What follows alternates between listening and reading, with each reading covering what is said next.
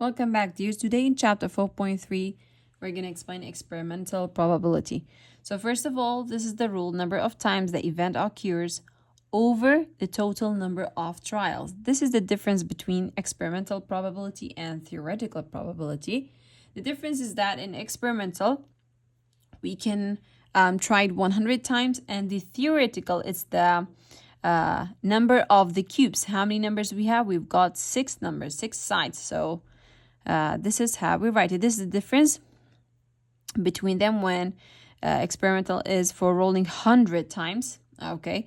While when you roll a die only once, it's 1 out of 6. We call this theoretical probability. Let's try to solve a question here, this activity, okay?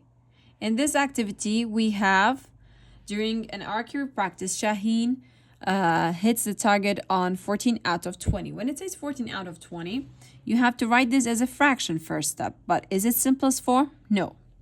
Okay. The question is that, what is the experimental probability that he will hit the target on his next try?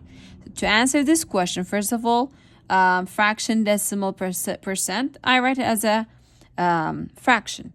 It's not simplest form, so I start dividing it. If I divide by 2, I'm going to get 7 out of 10. Instead of 7 out of 10, it's what? It's the answer in simplest form. Now, if I want to write this as a decimal, I have to do long division. So in long division, 7 here and 10 here. You start doing long division. You put 0, then decimal point here also, then 0, 70. So you put 7. And then you get 70. You do the subtraction, you get 0. So the answer as decimal is 0.7.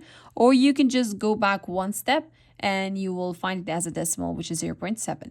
To write as a percentage, the decimal that we have, you multiply it, okay, by 100%.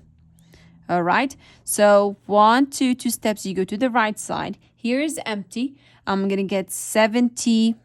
70% as an answer. All right, dears.